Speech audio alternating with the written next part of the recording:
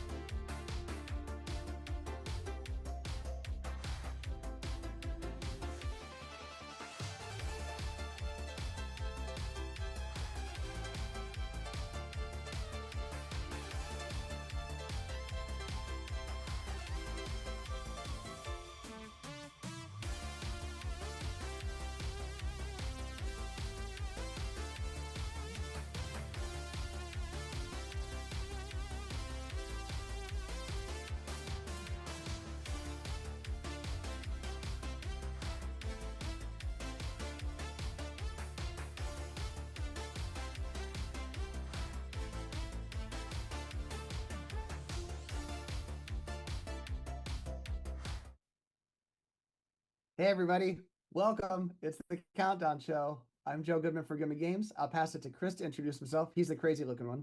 No, the other crazy Yeah, looking. this is Chris Lindsay. I'm also from Goodman Games, director of 5e development, and I'll pass it along over to Mike.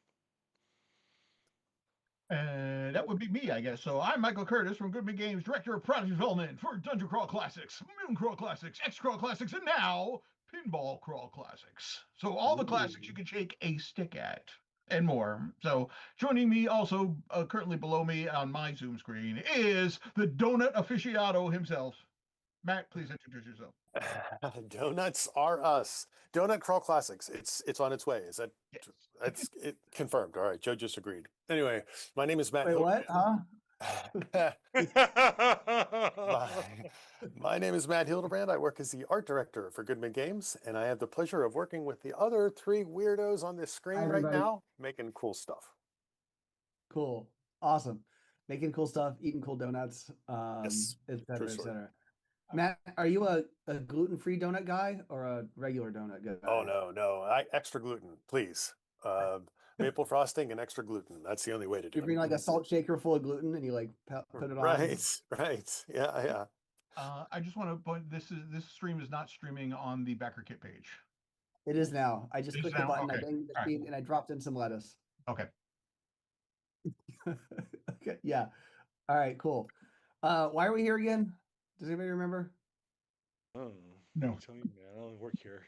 You tell me, man. We're here to I count don't work something here. I down, just right? pushed this broom. We're gonna No. count down how many days to Matt's retirement. That's what we're doing, right? Till the donuts never stop. Like it's like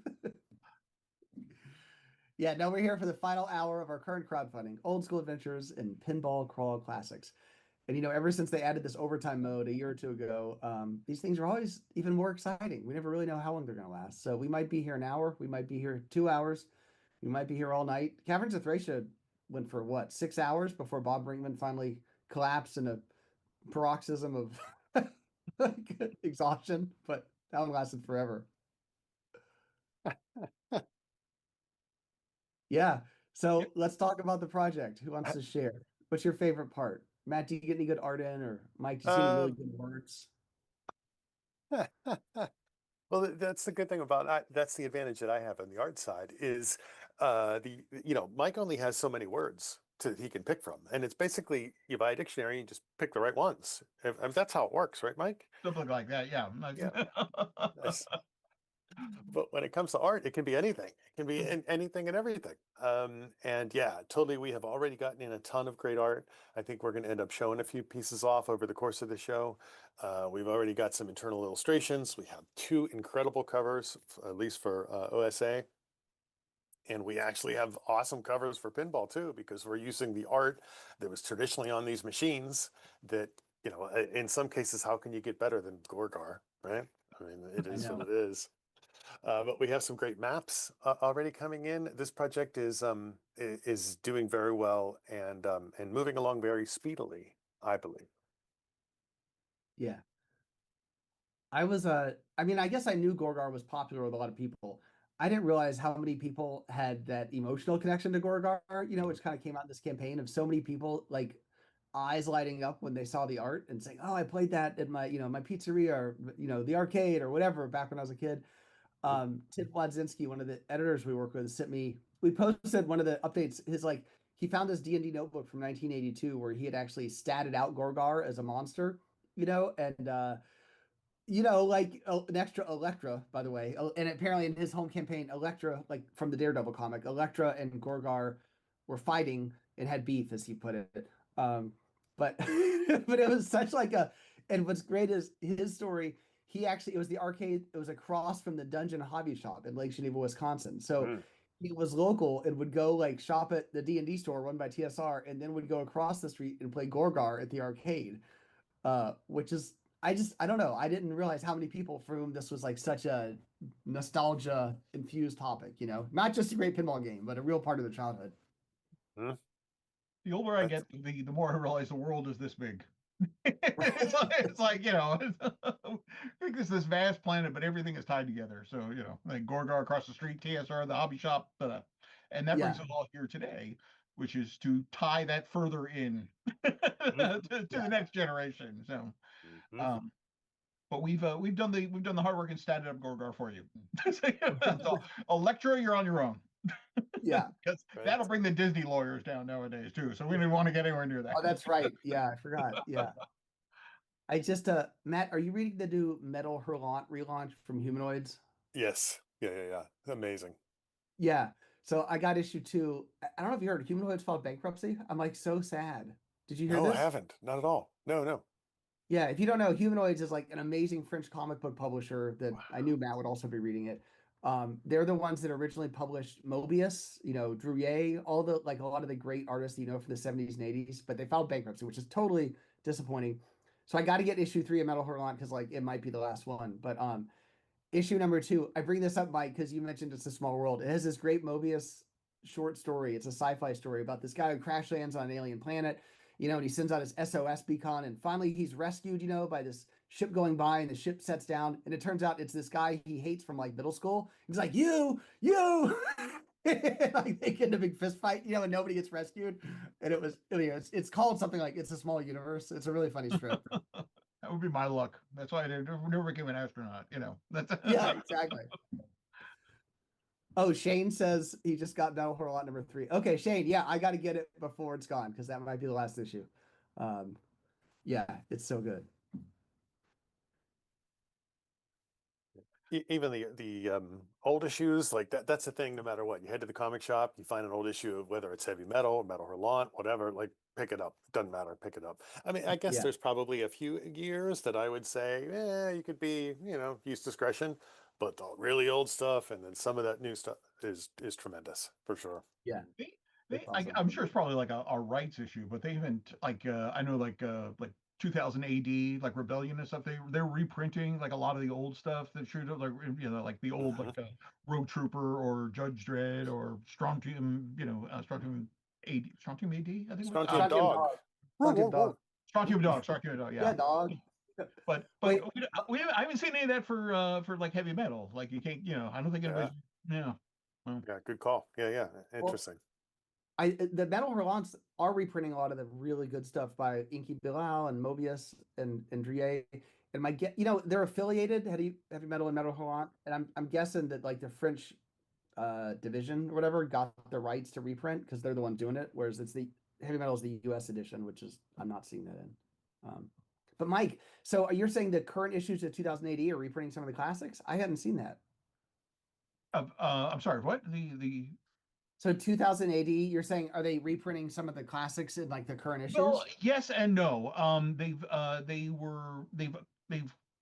They've made compilations of like the strips that appeared in the progs, the various issues of them. And like they have like all, I think they're up to like Case File of Judge Dredd 48 or something like that. They have them all printed out. But I just saw something recently, and I want to say that they're doing like a retrospective on something where they have I think it's like new content with like the original stuff, and it's I gotta look that up. Okay. yeah, like I know they're bringing Hookjaw back, and Hookjaw is kind of it's about a killer shark, Mm. and it's one of those things because it's like 2000 AD, you only have 4 pages, so you know what's going to happen. It's Well, I like, mean, you knew what was going to happen anyway. Like it's a shark story. Like you know what's going to The happen. shark eats. That's at what some point happens. somebody's going to fall off the boat, the oil rig, the ship, or whatever, something, get in the water, and then Hookjaw will eat them. All right, I got to make a note to look this up. Hold Traveling on. now is all about Hookjaw. That's it. Clearly, is- they had not invented Sharknado yet. Mhm. Actually, I'm realizing we were first of all we're supposed to be sorry we got into digression crawl classics, but we're Yep. supposed to be joined by Brendan here in a minute to talk about his Cosmic Gunfight adaptation for Pinball Crawl Classics. So maybe we'll drop out for a minute, come back, and Brendan will keep us on track to talk about Pinball Crawl Classics. We'll be right back. Access granted.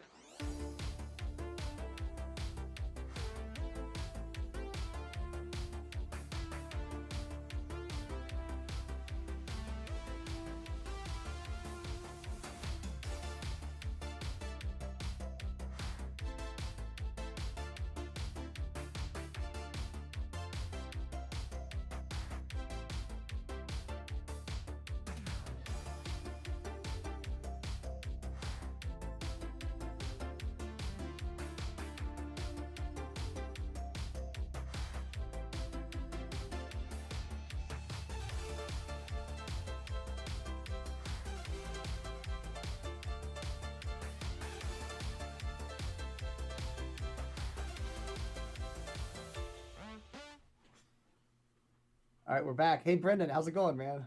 Fantastic. Thanks for having me on the Countdown Show. Super exciting.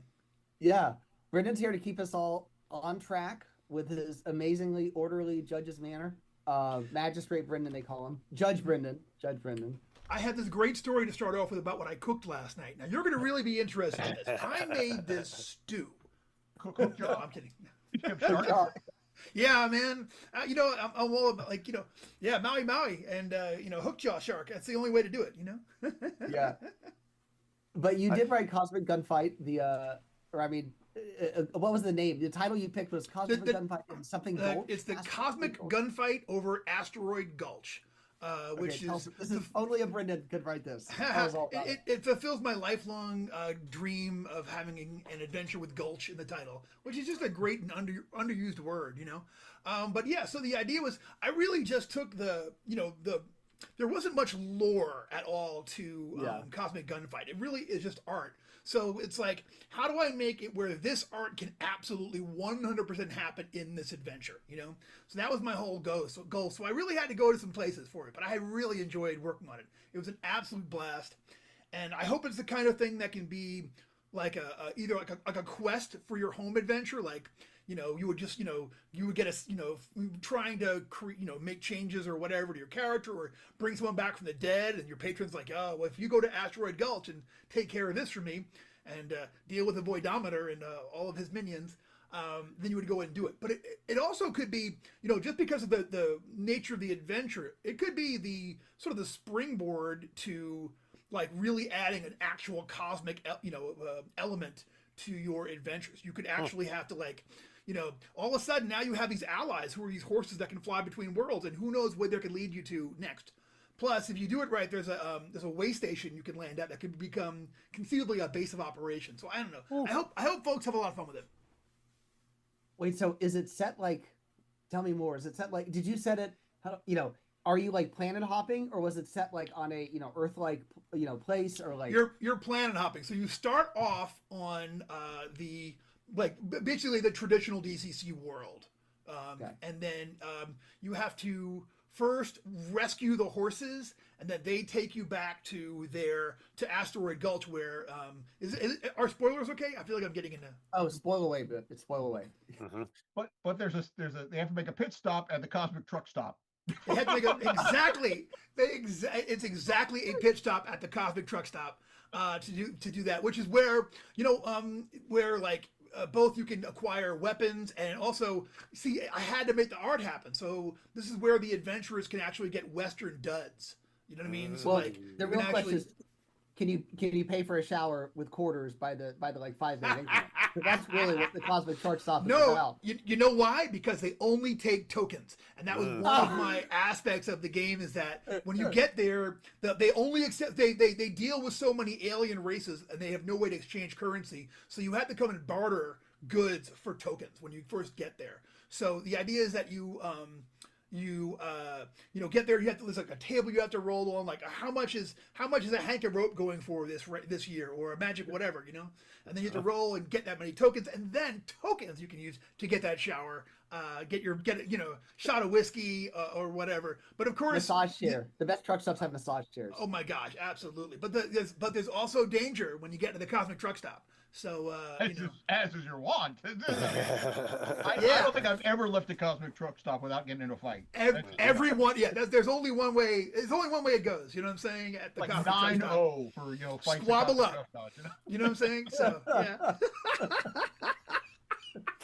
Fully. Yeah, so it's and again you do that right, and then you can stop over there and then make your way to the mysterious planetoid X-33 where Asteroid Gulch is, and then go and try to unravel the mystery of what's happening there, and why it is blocked off, why patrons can no longer sense events that are taking place on the surface of planetoid X-33, and the dangers to the cosmos that it represents.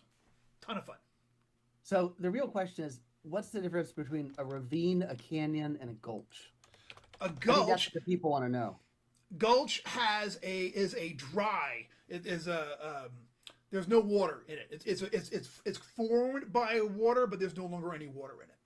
That's really the definition. So if you get a hose I looked to it a up. gulch, it becomes a canyon or something. I looked it up.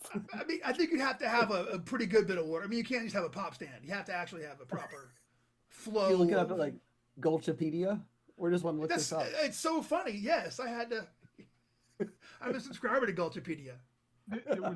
There was the old expression for being ambushed back from Wild West time, which people call being dry gulched. So that's always, that's an oxymoron, or it's redundant. I think it is. Yeah, I believe it is. So like there's one like. I think the Grand Canyon, I think, is like the world's biggest gulch. I'm not sure about that, but I think it's also got to be small. There's too, a river in it. Can't be a gulch. So it's not a gulch. Then, Good point. Yeah. There you go. And there's some Called the gulch Grand somewhere Gulch. who's like, I want it. Yeah, I wanted to be biggest. I wanted to be number one gulch. He's like all disappointed. He only got a silver. Anyway, I hope folks really enjoy it. It's I picked we had the various pinball machine art we could draw from, and I thought this will allow me to do the weirdest adventure possible. Yes. But not Embryon, which somebody called like that day. Like, so like the hand went, I'm doing Embryon. All right. So I was very happy to do Cosmic Gunfight. And it was such a fun project to work on. The playtests for it were hilarious, And shout out to Shane Harsh and his crew. Shane Harsh and his guys in the Detroit area. That was the initial shakedown run, and they had so much fun with it. They went full cowboy gunslinging, blasted. It was just it was so much fun.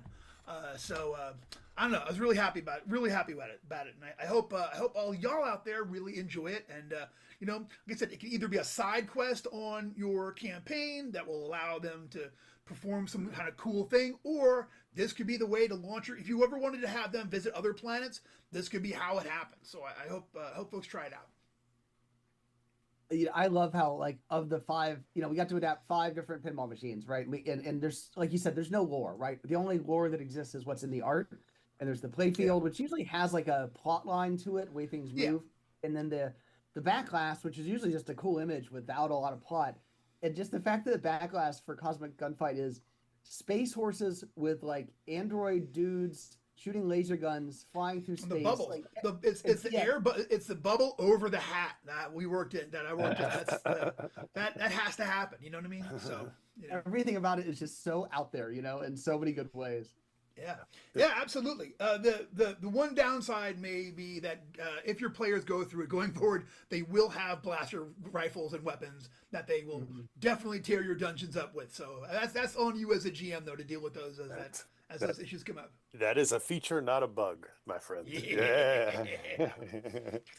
I'm looking forward to my entirely unofficial homebrew Cosmic Gunfight meets Silverhawks.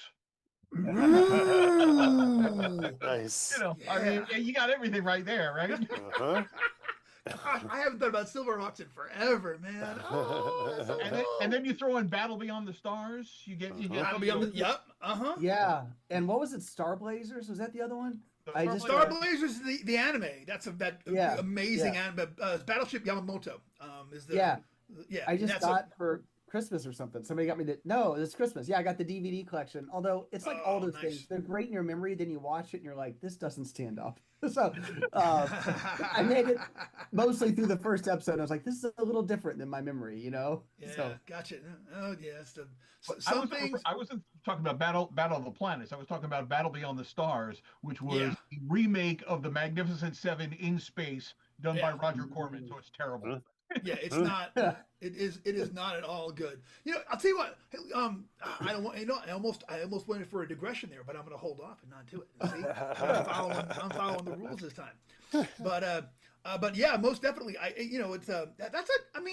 Okay, that's one of those. It's probably best left nostalgia. I remember watching that on HBO when I was like 11 and thinking it was like Battle Beyond the Stars was like, this is the real Star Wars. This is like the real inheritor of that space in my brain, but it probably is terrible now, But hold on, I gotta look this up now. I missed that if one. I remember, George Papard plays a space trucker. Yep. So he might be at the Cosmic Truck Stop. There you go. It all ties together. Universe is big, right? And like and I want to say there's like a kid who's like clearly like supposed to be like the Luke Skywalker. Always a kid. Yeah, and I want to say I think it's Billy Mummy. I'm not. John Boy was the star of Battle Beyond the Stars. John Boy, that's okay. Yeah. Oh, now I can see it all in my head. See, I'm so afraid to watch that again because it's going to be like, oh boy, that was awful. But what a I mean, it will be. No chud, my brother. There's no chud. It's not like a perennial like chud is. Obviously, I mean, I'm looking this up online. The art's pretty amazing, I gotta say. I'm sold on the art. The movie might not be so and good, that's how Corman got you. You the art budget and you put it in the poster. Snatched you up. Mm-hmm. All right, let me. There's like $6 left to actually make the movie. No kidding. All right, let me ask this. There is a space movie I have been looking for since I was a kid. Another thing I saw on HBO at my friend's house. We had no HBO when I was a child. No, Ice Pirates. I love Irish Pirates. No, this one has got. Are we standby mode? No, I think you're good, man. Keep going. Yeah. Oh, okay. But this one, it was a space opera of that caliber, but they were like these glowing crystals that everyone was like finding, and you had to find a crystal so you could go on the quest. And the robot finally finds one and is all excited because he gets to be in the gang. Not Which Star one is this? Crash. So. I don't know. It's one of those. I've been looking for that forever. You know what I'm saying? Like that's one of those movies that like. I will tell you this. Don't go and ask on Reddit. Oh, I don't. My stress, you know. Because you will say, there was this thing I saw with glowing chart and everything, and you get 8,000 people saying Casablanca because No kidding, man. Yeah, I can't. I'm afraid to go beyond my circle of friends, particularly because it's. But it was not good, you know. you're not your brain might be conflaborating this with the Transformers. You know that they had the glowing cubes that they You they, know, Oh, no, this Energon? was Good the old one Energon. the one guy. He's kind of like a Han Solo guy, and he finds one in his beer. He's like, "What the heck is this?" He's all mad about it, and then like, but that means he gets to be on the team that is destined to do a thing. I don't know. So wait, what channel can I watch Battle Beyond the Stars on? Is that on like Netflix? I'm sure it's like Amazon Prime. I'm sure they'll probably pay you to watch it. At this point, it's like Yeah. you get $5 from Bezos just for watching. Battle of the No, but there is a channel where you can watch a 24-hour feed of Battle of the Network Stars. Now that I recommend. If you ever wanted to see an obstacle course with the guy from Chips, like just killing it, that's the No, not even Eric Estrada, like Larry Hagman. No, Larry, big Larry, baby. Wait, making is his the way. obstacle like? Is he on his like Chip's motorcycle, or is he like physically He's running? just he's in mufti, which is a phrase I don't get to use anywhere near enough, and he's just over there like it's not Time Bandits. I'm looking at the chat here. Not Time Bandits. It's not Life Force. I know Life Force. Yeah, we do. Yeah, Star Crash. Carolyn Monroe. Oh, yeah. Carolyn. I'm just when Carolyn Monroe passes, I'm going to take that day off of work because I'm Yeah. morning. Every flag should be at half mast Mm-hmm. throughout the nation. Oh, Mhm. Carolyn, Mm-hmm. it's a good time. Yep. Well, I'll tell you what though, My God. a lot of the real influences on Pinball Crawl Classics. I've been hanging out with my dad a lot, like this last couple of years, and my dad just cannot get enough of cowboy TV. So we watch so much. Like it's going over there. It's Bonanza. It's the Tales of Wells Fargo. It's Lone Ranger. You know what I mean? Like so. Like I feel like I've absorbed like 60,000 hours of like black and white things, which definitely kind of fed into the feel of the full adventure of Asteroid Gulch. So Yeah. Man, Star Crash. That looks like Battlestar. Like they ripped off the wrong movie. They ripped off Battlestar Galactica instead of Star Wars. It's not The Last Starfighter. It's Galaxina. I don't even remember Galaxina. I'm gonna look that up. Galaxina. Someone in the audience says Galaxina. There's like a whole world of lost, trashy sci-fi movies that I just have not yet been Yeah. exposed to, and I don't have the time It's to the right digest them age. all. But Oh no, I would remember this. Oh, hello. I can Brandon, still don't picture Google the that on cover. live TV, whatever it was. Dear I me. know. You also have to remember that memory is flexible. So Yes. you'll swear to God that there was this movie that existed and everything, and of course it's 3 different movies that your brain mashed together in your head, plus the time you had 103 fever, and so it's like, I know. It's totally true. That time we were on Vicodin, and now it makes a lot less sense. Yeah. All right. Thank you, Brendan, for coming by. I think we're supposed to have another artist step on shortly. But Cool. Well, if you're hey, watching thanks this- everybody. Yeah. Thanks for it, everybody man. for supporting Pinball Crawl Classics and Old School Adventures. And I hope y'all really enjoy this and go out there and roll some dice. I'll see you later. Awesome. Thanks, man. We'll be back in a second, everybody. Thanks, Brendan. Later. Access granted.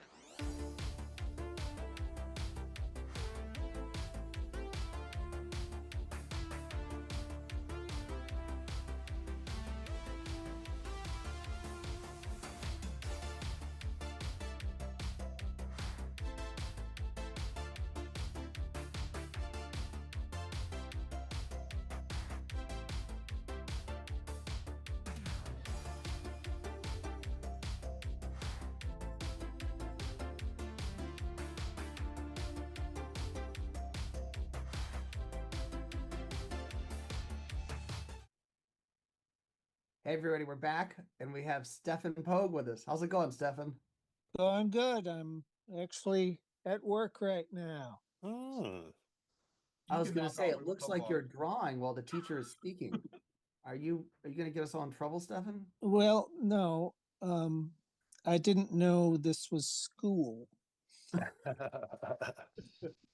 But what can I do for you today?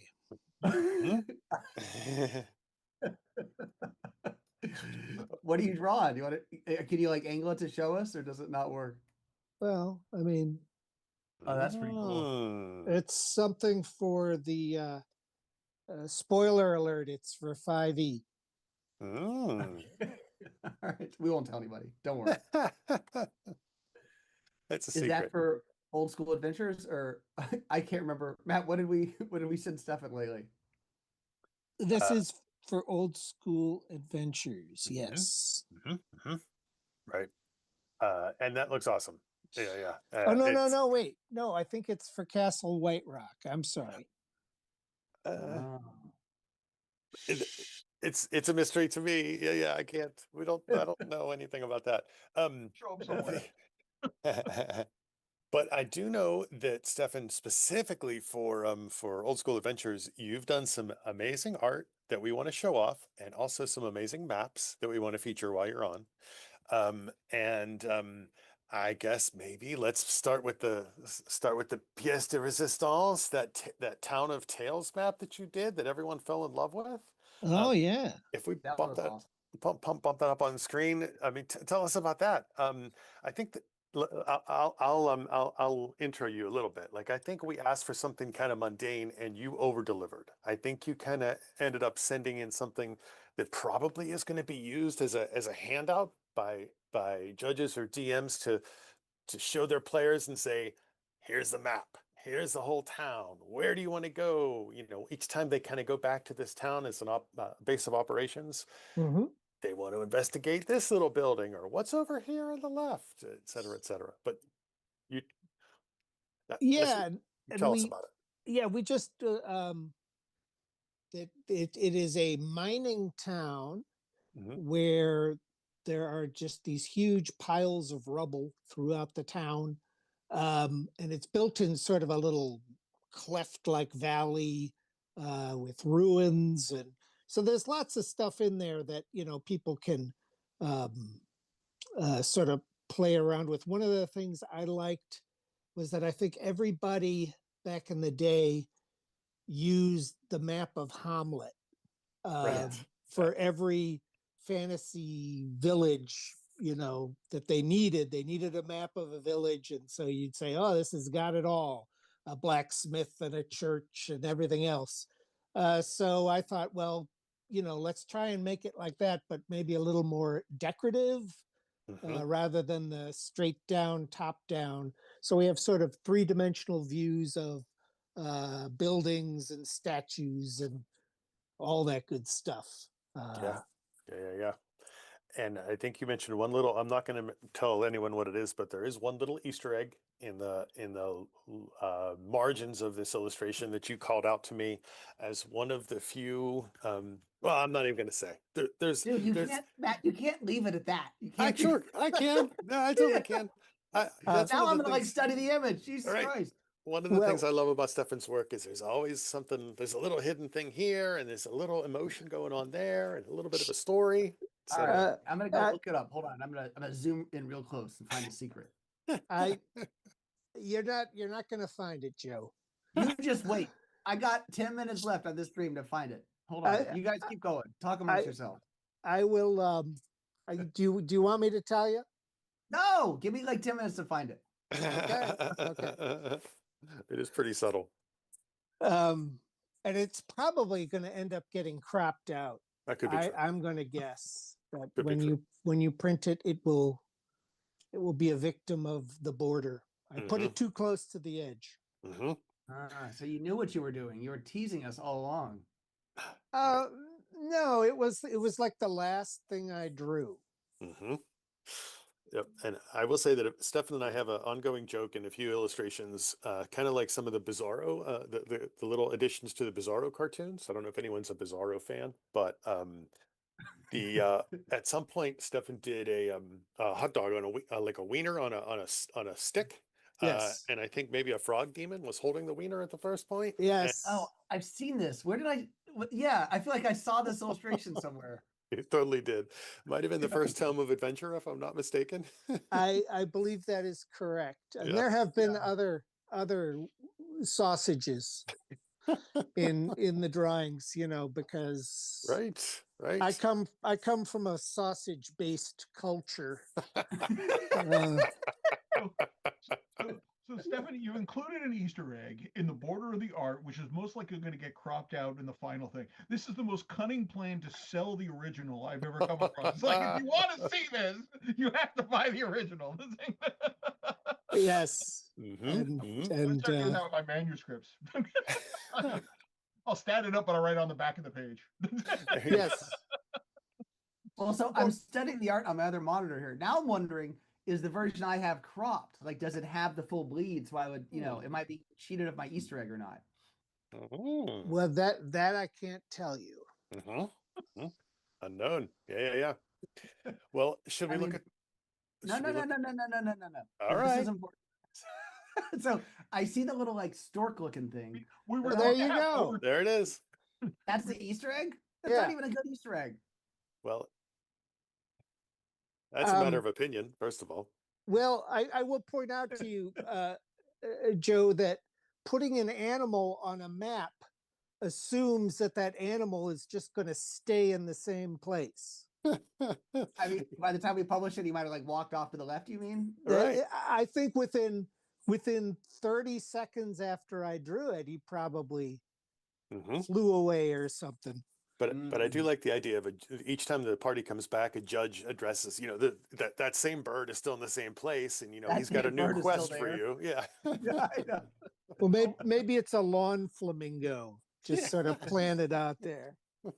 We Do we they were have going to lawn have sausage? overtime mode, but I think instead of overtime mode, we're just going to keep the campaign live until Joe finds the Easter egg. So we may be here, 16 days from now. Nice. Well, this is an appropriate time to mention, Stefan. We're reprinting the DCC core book. I think it's the 14th printing that's at the printer. And it still has your, I guess, code is the right word, that you've hidden all the illustrations. Are you, what is that reaction? Are you remembering, did you write something bad? No, It's like, oh, I, crap. you have me mistaken for somebody else. I didn't That write was anything. Stephen Poggy. Got it. Sorry, wrong artist. Yeah, that's it. Yeah, no, I don't remember the last puzzle we did, but we didn't do a new one yet. I don't think for 14. Mhm, Well, no, that's the problem is I barely remember what the last puzzle was. So like, I think we need to like, we need to go back and figure out what the heck it was. And mhm. then like redo a new one for the 15th, you know? The last puzzle was the quick brown fox one. Nice. Oh, yes, that's right. There was like the Rosetta Stone illustration. And Yeah. then, yeah. So Cool. you maybe keep that and then just change the, the words of the secret message or something. Mhm. We should totally start like doing that stuff again. Yeah. Get ready for the next printing, Stefan. And I have a suggestion. Joe can't tell me what a good Easter egg is. I think that might be a good code to put in the book. Joe can't. Why is it Well, got to be I mean- Easter? Why don't we make it like a, Well, the stork is a fertility symbol. Oh, yeah. So I would argue that it is a, I mean, Yeah. you may have your rabbit-based religion, but the rest of us are free to worship as we choose. and it's storks and sausages? Yeah, yeah. The stork brings the baby. Yeah, good call. That is totally a D&D ripoff right there. Storks and sausages. I'm gonna start laying it out tonight. Well, All right, I think we've established some important things about this illustration in this call.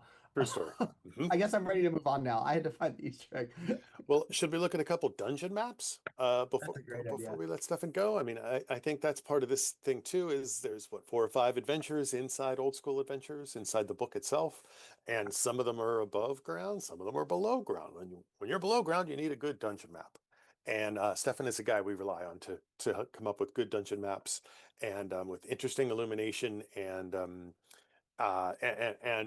thoughtful illustration from top to bottom. So I think Elena's going to pop up at least one or two of those, Stefan, and I forget which one we said we're going to look at. To be honest, oh, maybe Matt, like it was the the good one. ancient tunnel. Remember? Oh, the good one, the ancient tunnels map, if I'm not Sorry, mistaken. Stefan. The Yeah. ancient. Oh, okay. That was that- the big one. I think that's true. Does that ring a bell for you? Yeah. The original. It looks like the author. He just sent me like a photograph of these pieces of paper on his, it looked like it was on his bed or something, kind of taped together. Right. So it had to go. We had to go big on it. Mm-hmm. That should be next part of our next crowdfunding effort, Joe, is we should be able to buy a scanner, a Goodman Games scanner, and we can ship it to authors' houses to get a good scan of their scrawled maps. And I think that would help Stefan out at least. I don't know. That's my point of view. Yeah. I wouldn't mind. You wouldn't be mad about that? I wouldn't be bad about that. No. Okay, cool. Well, I do my best. Yeah. Maybe I will Mike say, just- in my own defense, my sketch maps actually look like sketch maps. They actually look like maps that are on grids and everything. It's not like it's not like a drawing with a banana next to it for scale or anything. You know? right. Mike, That's funny. was that a shot aimed at Brendan's maps? Let's call No. it a spade. Shot across many bows. Let me tell you. Just we got to do a feature someday of like what Brendan's maps look like, and then what Stefan and Doug turn it into. Because Stefan and Doug, and the other cartographers make these beautiful maps, and when you see, especially, we all are crappy. I'm no cartographer, but especially when you see Brendan's, which are, no offense, Brendan, you're probably still watching. Definitely Is with it the right, pride. intent? I hear that. Yeah, I know. Stefan, what you were able to do with some of these maps is incredible. No, thank you. Yeah, So are we seeing the map now, or? It popped up for a minute. I think that Elena could bring it back if you want. Is there something you want to call out in specific? No. Okay. I missed it. Yeah, no Wait, problem. so is there an Easter egg in this one? That's the question on everybody's mind. I don't remember. So, yes. Well, now I gotta find it, dude. You have all night. That's great. Cool. Oh yeah, everyone's taking a look at it now. It's back up on screen. And yeah, we see the giant toad, which you labeled, which is awesome. I see where there's a Grimlock that's well labeled. There's a lot of little details on here that are great, little pieces of art. And I think that helps jog a judge's memory too, right? As the GM's running people through this, they don't need to necessarily look at the key. It's like, oh, wait a minute, there's this cool piece of art here of this giant frog. I remember exactly what's going to happen next. Mhm. So, Elena, do you have one more map to pop up? I think there's something called a Twilight Temple we talked about, Stefan. Does that one ring a bell for you Twilight too? Temple is yes. Okay, The cool. Twilight Temple is 2 layers, Mm-hmm. and I think the above one is more hallways and things, and then you I think you go from the big map. That's what it is. You go from the big map to the Twilight Temple. You have to even take a boat journey, I guess, or swim, or I don't quite remember what, but yeah, that one was pretty cool. Yeah. I think you're absolutely right. It's up on screen, and I can totally see there's a little dock down at the bottom, like at the southerly end of the map, and it looks like it's surrounded by water. And I see a fishy person with a trident down in the margins. Yes. Yeah, Yes. that's great. There is, spoiler alert, there are some fish people. Very cool. Nice. Trident the weapon, not the gum. Right. Right. Do they even make Trident anymore? Did I just age myself immensely there? I bet you they do, Mike. Yeah. Can't remember the last time I saw Trident in the wild. Yeah. I remember all the bubblegum jingles. Longer with Big Red. Remember all that? That big red freshness dust right through it. Yes. They all came into my head a couple weeks ago for some reason. Those commercials, those jingles, they're Yep. timeless. Yep. I do have a personal connection to Trident, though, Mike. That was my dad used to smoke. Doesn't anymore. Congrats to him. But he would stink up the place with his cigarettes and then go right to a pack of Trident and work on that. So the cinnamon aroma of Trident was the antidote to the Viceroy cigarettes that he would Right. live with at the time. Because you couldn't do fruit stripe gum because that flavor No. lasted like 3 seconds. Right. True story. And the Bazooka Joe, man, it was always like rock hard. Now they don't even give you anyway, yeah, but I remember like arr, arr, arr. Mhm. And then you got like 1 second of flavor and then it was Yep. dead. You know? There's I'm a just- reason 4 out of 5 dentists recommended it. That's for sure. Yeah. I was cleaning out some stuff and I found some old Micronaut comics and there was a ad for Hubba Bubba. Mm. Mm. Is that the one with spider eggs? I think we all had spider eggs at one point or another. Big League Chew. Yeah. Someone brought up in the chat. It came here They with still the sell Big League kangaroo and Chew. worm meat that they used at McDonald's to make the hamburgers, right?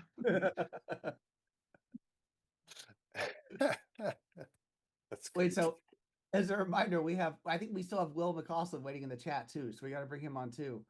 I think that might be true. Yeah. Stefan, do you have any parting comments on stork sausages or bubblegum? No. No, I can't draw those three things together. Well, yes, they're all things that can be eaten. There you go. I thought you told me earlier, Stefan, that you came here to draw storks and chew bubblegum, and you're all out of bubblegum. I'm all out of storks too. You're all out of storks. Nice. All right, cool. Awesome. Thanks for coming by, Stefan, and thanks for talking about your art. It's amazing as always. Well, And thank everybody, you. we'll be right back in a sec. Access granted.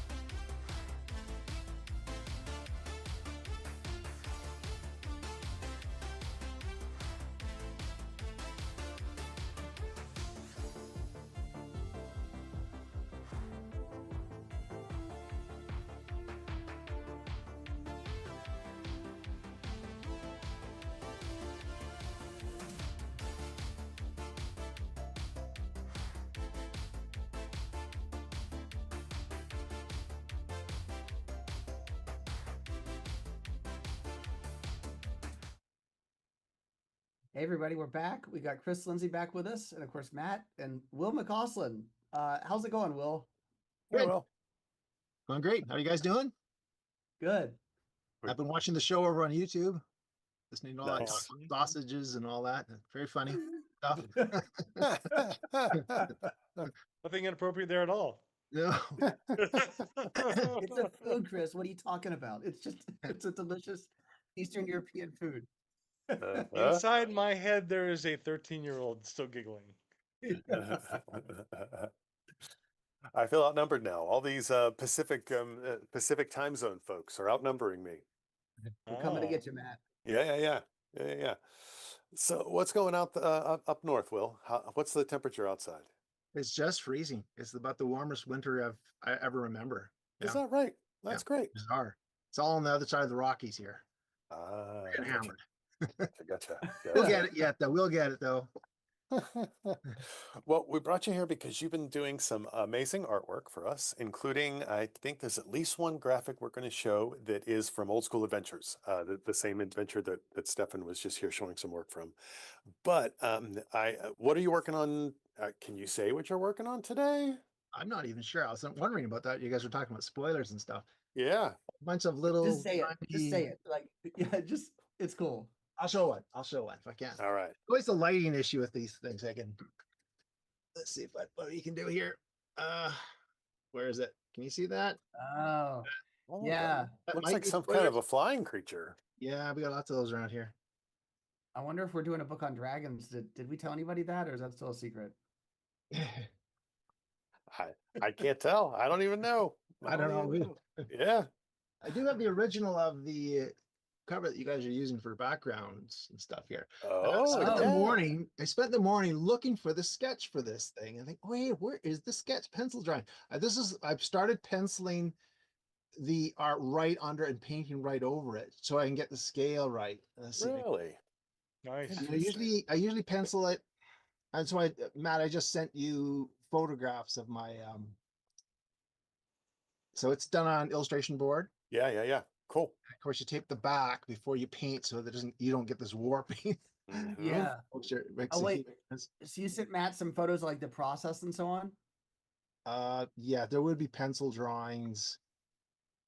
We went through several of these, and we even did a color study. Remember, Joseph? Mhm. I did the study in That's Photoshop just to right. get the colors. Yes. Yeah. Forgot about Um, that. Yeah.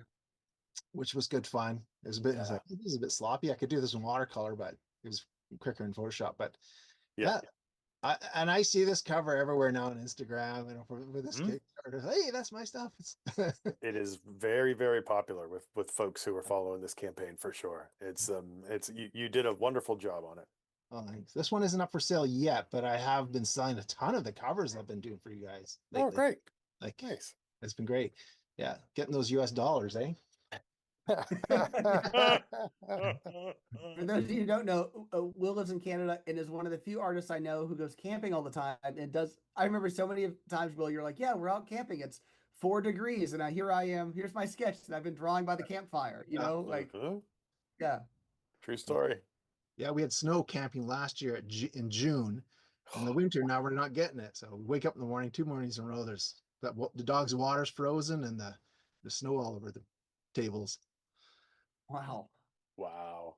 What else I got to show? You guys were showing that thing about trails. Yeah. Tails. Yeah. So I did working with Thorn on some stuff. I don't know if this is gonna. Yeah, Sure. that's No. well, Elena has Yeah. that one too. We're gonna pop it up on the screen in a minute, but that's amazing to see the original though. Wow. It's bigger than I thought. I mean, the original, because the art. I mean, it's so detailed, but in my Yep. head it was more like a smaller piece. But Yeah. Yeah, it's gonna end up being a full page in the book. Mhm. I don't know if you can see Nice. that at all. There's the gateway, right? It's all dilapidated, yeah, and then Really there's cool. the road going to it. A little footbridge over here across the creek. This is another graphic that's perfect for the judge to pick up the book and just say, "Here's what you see," right? As you get into town. Oh, yeah. that's how I got into drawing in the first place as a high school kid. Is I was always the DM, Mm. and so that's how I got into drawing maps, and then I started drawing creatures and the locations, and then player handouts. This is what you guys see. That's cool. That's really cool. You'll face that next Wow. lunch hour. Yeah. Nice. Yeah, Elena has it up on screen for the viewers too, so they can see the details. Did that mean that you ended up having to draw everyone's character around the table? I did a Will, lot when of you were- that. Yeah. Really, really scandalously too. Like just so it's That's awesome. That's the So- best kind of DM. Like I remember drawing, I wasn't that good, but I would draw like, coats of arms and stuff for some of the guys in my campaign, like, their shields and that kind of stuff. That's really cool. But Mhm. having you with your skills being in the DM, like this is what you see, that's really cool. I was drawing stickmen in grade 11. By the end of grade 12, though, I was starting to send my stuff into TSR. Nice. Wow. Like, yeah. It's amazing That's what you do in 1 year of extreme dedicated practice of anything. Hmm. Hmm. No school. No That's school. Yeah, that's very cool. That's Uh, awesome. yeah. So the other aspect, we've been talking a lot about old school adventures, but also Pinball Crawl Classics is going on as well. And while we have a ton of art provided for that, some of the artists have started to work on interiors too. And I think you and I will still need to decide which of those adventures you might jump on. Um, I know you like fantasy. I know you like post-apocalyptic stuff. Do you have a preference between those two types of art? What do you like to do the best? I do so much post-apocalyptic stuff for my own thing as Hmm. well. So I like the palette cleanser of doing fantasy. With Cool. Goodman. Okay. Sorry about that. No problem. Get ready to mute. Um, um, this time of year in December, my family and I usually sit down and watch Lord of the Rings extended DVD and then The Hobbit, all extended it, and I get the fantasy bug so strong. Then I get into Reaper miniatures and I start collecting them. Uh-huh. That's why I'm eager to get those giants, Matt. Yep. They're on their way. They're on their way to you, my friend. And then we want to see photos once you put Yeah, them I'll paint together them and up paint and them. Yeah. share them. But the bug gets really strong. And I don't know if it's this time of year. I'm listening to too much news another part of the day, and I need the counterbalance of fantasy to stay sane or something. But I just find I go there and it's sort of a happy place, and I rebalance myself. Mm-hmm. Painting miniatures and stuff too, or sculpting them, is also great for drawing reference too. Like it really helps with my art. They're like the little miniatures are like little batteries. I know some WizKids ones here, but Yeah. I don't know, collecting them. I hardly ever even open them out of the packages, but they're a source of inspiration for sure. Yeah. Very cool. Very cool. All right. Well, that informs the choice of maybe which adventure would be right for Will to jump on, as far as the different options. Because there's some of the adventures are more set for MCC, some are more for DCC, and then of course there's the one that Brendan just mentioned, Cosmic Gunfight. I feel like that kind of a lot of genres being crossed there, so that one's pretty cool. I will say that I think Brad has already started working on Cosmic Gunfight, so that one might be crossed off the list. Cool. So what other questions do we have for Will? So, Will, I know I've heard this story 1,000 times, but I think some of the people in the audience might not have. Can you remind everybody how you got started and how you used to work with a jeweler's loop? And that, the level of detail in your art is so extraordinary. And I think it's always fun for people to hear that story. Yeah, well, this is the secret weapon. I don't actually use it so much now. I usually just take my glasses off and work less. This is called an optivisor. If you're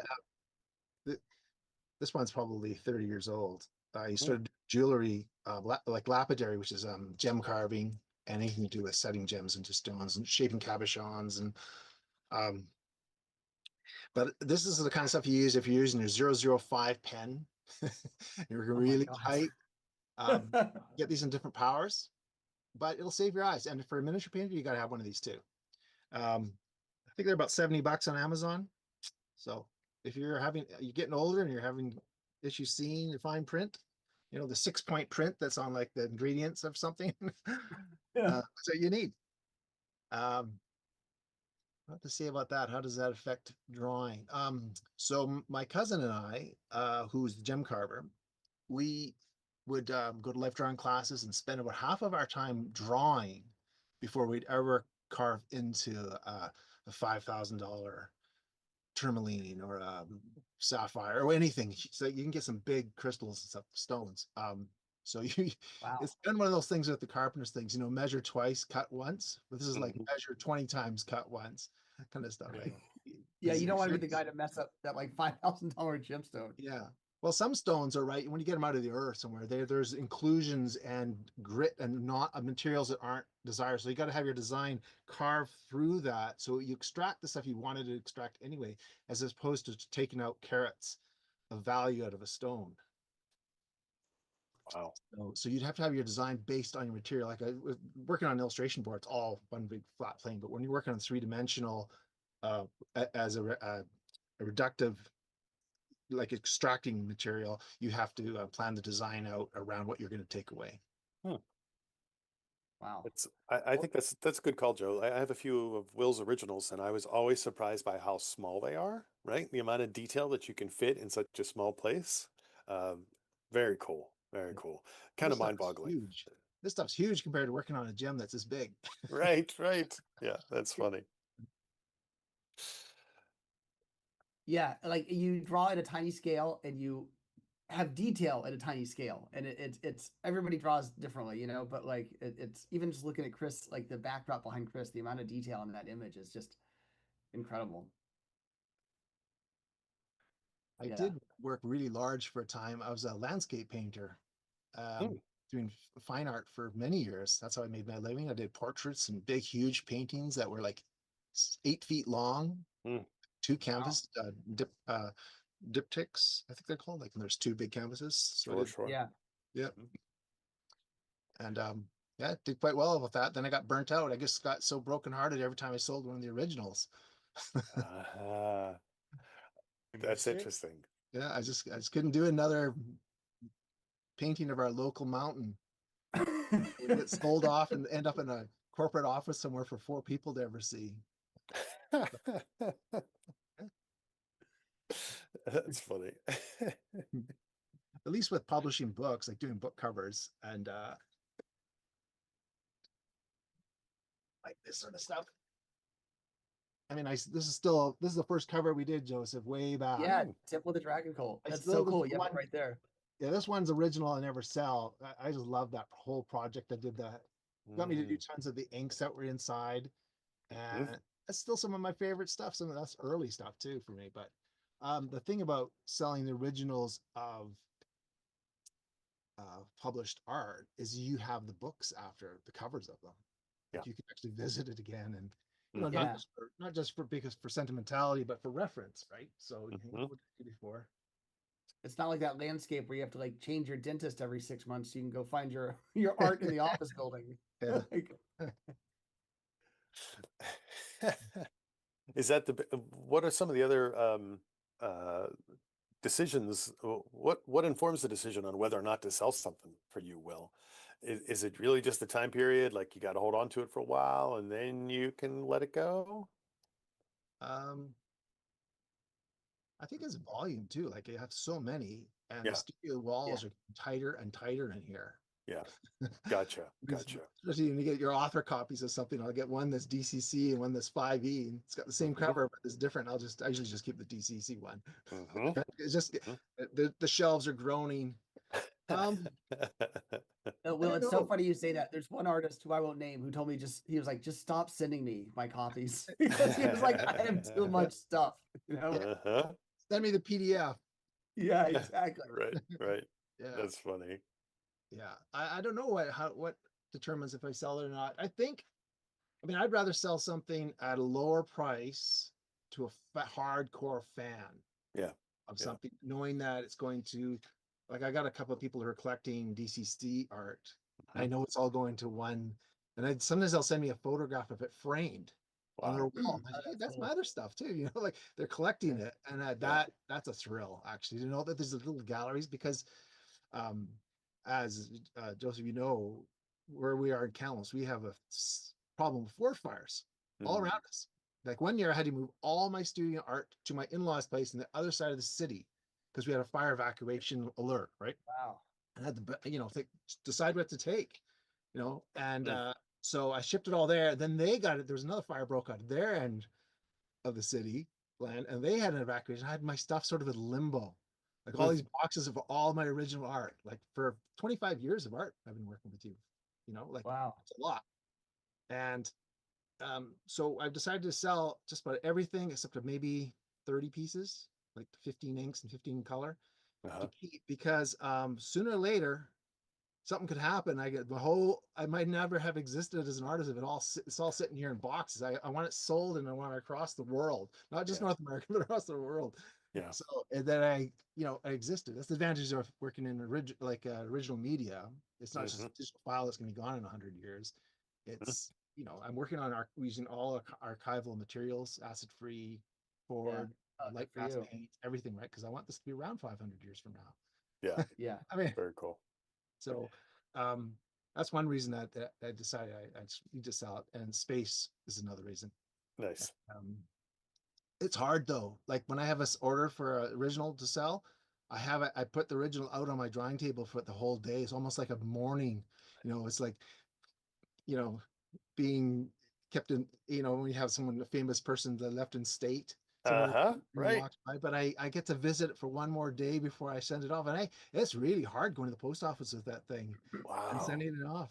No And kidding. Huh. yeah, it's kind of, because you spent days with it, Yeah. right? Like Yeah. intimately, when 4 inches away from you. And Mhm. yeah, it's hard. It's like giving away when you're, I don't want to say giving away one of your kids, but it's Right. But something. Yeah. yeah, there's Yeah. something there. Nice. Like So giving away a you're chicken. happy yeah, and you're happy to know it's going to a good home. There you go. Like a There you pet. go. We had Right. to give away my geese when I was little. My mom told me they went to live on a farm, but I found out later they became Thanksgiving dinner for the neighbor. But Oh. anyway, that's another story for another day.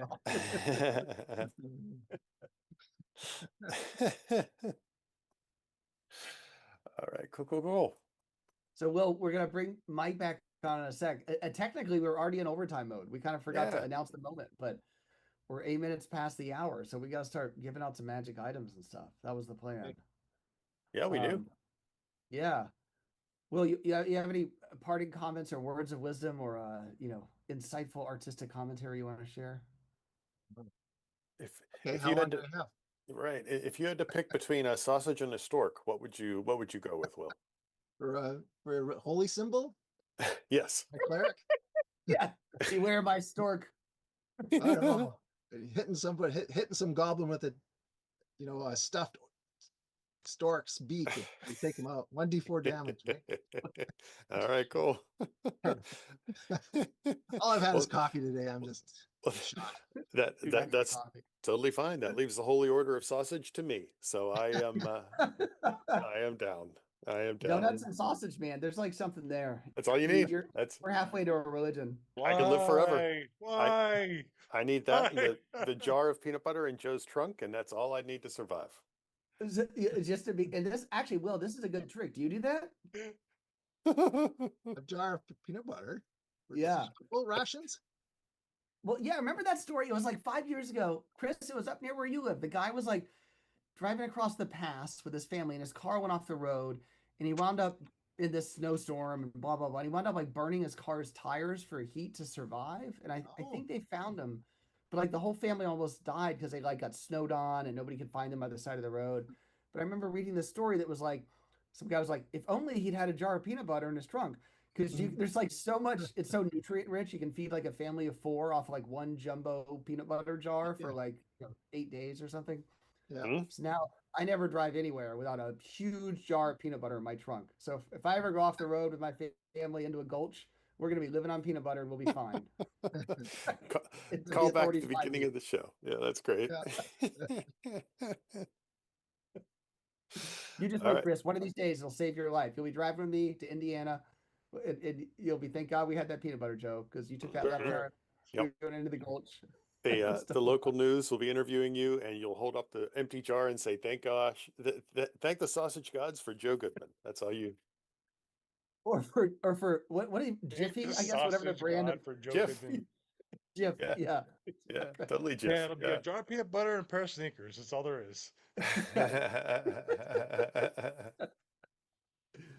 Awesome. Well, thank you, Will, for joining us. We'll be back in a sec with Mike Curtis. We'll dive into overtime mode. Sounds good. Thanks, Will. All right. Awesome. Thanks, Good night. Will. See you in a bit. Access granted.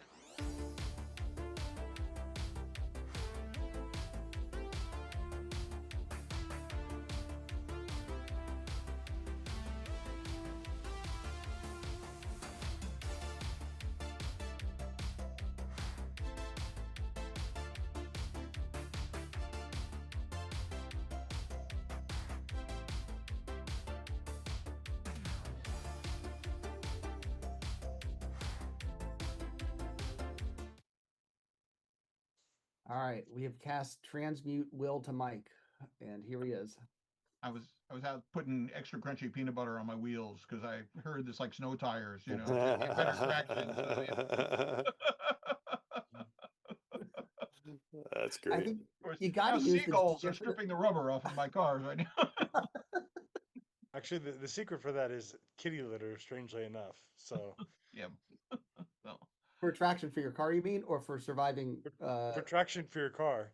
Yeah. Got it. Yeah. We actually have fallen into that where we were going up Snoqualmie Pass and there was no traction, and we slid off to one side and we were there and we had a bag of kitty litter in the back of the car and you just pull away the snow, some of it, right, and you put the kitty litter under the wheels and it will get you going. It's strange enough, yeah. So See, you're half prepared. Now you just gotta add peanut butter to that, and you got all eventualities covered. but if I have the kitty litter, I don't need the peanut butter. I'll get to the next town. And all the cat poop in the kitty litter also helps too, you know. So. Mhm. No, it's fresh kitty litter. Oh, Oh. all right. No Yeah, wonder my hey, car he's- smells so bad.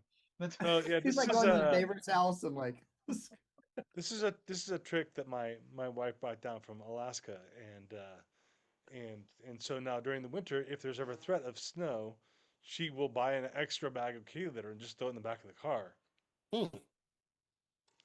if ever there's a threat. So I would be a liar if I say that did not ever come in handy because it totally has. Yeah. yeah, that's good to know. At All right. the very least, you could be like the dastardly kung fu artist, right? And reach into the bag and throw it in someone's eyes as you're about to Oh, Oh, sure, man. yeah. deliver that So wheel the, kick. Yeah. when you're going over the pass and the Yeti comes to attack you, Mm-hmm. Mm-hmm. You got to have a plan. It's good you got a plan absolutely, my plan is kitty litter. now. Plus, it's crunchy. It is, yeah. All right, so welcome everybody to today's episode of Digression Crawl Classics. What we told people we would do, now that we're, I think, 14 minutes in the overtime mode, we're supposed to be coming up with magic items that are pinball themed, as I recall. Well, kitty litter. What pinball games are you playing, Mike? And I think we had a list. Hold on, I gotta find my list. It was where'd it go? Yeah, there we go. So these were some of the, I mean, there's so many cool like pinball themed things, but we had said something came to mind. Extra life, multi-ball, jackpot, match, drop target, pinball wizard. I'm sure there's others too. And what we said was in the stretch goal packet that folks are going to get, which has the the side quests and the Gorgar stuff, we're going to include some magic items themed along these things. So now we got to cook up a magic item or two, and as long as OT goes and or we die from exhaustion and or I need to get a coffee, we keep up with some new magic items. What should we do thematically first? What do you guys think? Extra life, multi-ball, which one sounds cool? Well, I'll throw out a crappy idea to start. Multi-ball. I think You did multi-ball. that. Yeah. Oh, okay.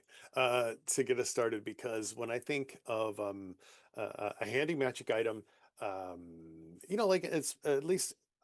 Well, I'll just go ahead and say it. I think you need a bag of small silver balls, right? The kind of an ode to the silver ball in any pinball game, that you can throw on the floor and use as a way to trip your opponents, or maybe to get away, right? You scatter them on the floor and run like hell. And then maybe the magical thing is they come back to you, once you've successfully evaded whatever it is you're trying to trip up.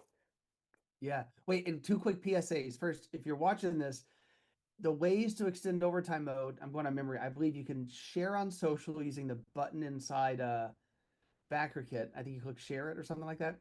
Or you can adjust your pledge upwards by like $1, or you can add on an item that you didn't have on before. So we're down to like 2 minutes as I watch this right now. So somebody do something and extend it by a little bit. And second PSA, to answer the question in the chat, yes, these magic items will be statted for both 5e and DCC. So it's going to be dual system magic items for whether you're 5e or DCC.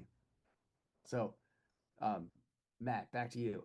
I like that idea. Although you can take it one step further. Like as long as you're throwing like silver balls on the floor, maybe they also have like a magic missile type thing where they zap you or something. I don't know. Yeah, nice. Mm-hmm. What I was thinking of, it's like a beam splitter, and as you screw it onto the head like a silencer onto your fireball wand, and instead of shooting one fireball, it shoots multi-fireballs. That is a definition of multi-ball. That is Right? that's perfect. Yep. But you have to have a wand of magic missiles or a wand of fireball in order to do that. So, or It could also be a single shot, right? mhm, That you sling from your sling, mhm. and as it flies from your sling, it breaks up and becomes this massive multi-sphere area attack, Yeah, nice. That or fits it trips everybody up.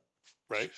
That fits pretty well with what Shane says in the chat. That you need a just a metal ball that you can blast somebody's windshield out with. So I think that would work just as well, Chris. it's not really a magic item. That's just more like throwing trash at somebody. You know, like If ever you wanted to construction turn a debris. sling into a shotgun, that's the way. Yeah, there you go. That is true. He Wait, does somebody spec. adjust their pledge. We're down to like 1 minute left. Hold on. I Uh-oh. gotta, yeah. If you're out there watching in Watcherland, if you want this magic item, do something in the next 37 seconds. Mm-hmm. you you got one coming to you, right? So you got some sort of multi-ball thing going on. Multi-ball. Mm-hmm. Mm-hmm. Multi-ball. But Yeah, it's getting right down to the. Oh, someone did something. oh, okay, there you go. 10 minutes left. Hmm. That's I great. was like biting my nails. It El was. Devo totally puts like the excitement back in crowdfunding. Like you never know if it's like, Uh-huh. That's funny. All right, so multi-ball. So where are we at for this magic item? It's stats got to work for both systems, uh-huh. but we feel solid with this. So you got, yeah. Well, Should they be held in a sock so you can also use it as like a let's throw a word, a blackjack? When you're not busy throwing them at somebody. yes, they should. A goblin sock. Yeah. Mm-hmm. Is that what you call that? Yeah, that's what I call it. I don't know. The street term for it. That's Street term? Goblin sock.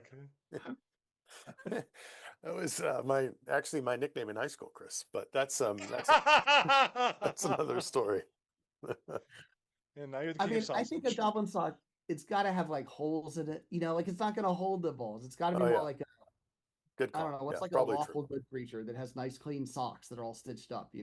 Like what Hmm. kind of creature maintains their socks? It's not a goblin.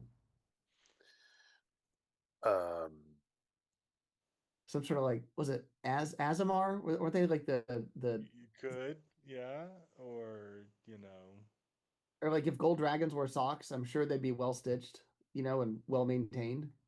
Yeah, I would say a freak, but they don't wear socks. I don't think. like elves. asbestos socks. I would say halflings would probably have very well maintained socks. You're right, they probably do. So so our multi balls are contained in a halfling sock that can also double as a blackjack. Mm-hmm. Right. Mm-hmm. The purple worm Right. sock. It's just one big long sock. That's a lot of multi-balls. Wow, we went there. I will say that if I'm remembering correctly, we actually have a pinball wizard in X-Crawl Insider #1. I think that was one of the monsters. Somebody wrote up and contributed a pinball was wizard. it? Yeah. I have my copy over But there. there I could can't be remember. many pinball wizards, but Mhm. so I'm just saying if you need something to tie you over until we deliver this, go pick up a copy of X-Crawl Insider #1. You already have a pinball wizard ready for you. So, but you'll have to stat that out for 5e on your own. So. Wait, so I got to write this down. What always happens is we do these shows and we forget to write it down. Then we're like, what did we promise again? So Elena said she'd write them down. But she Elena's writing. Okay, great. Okay.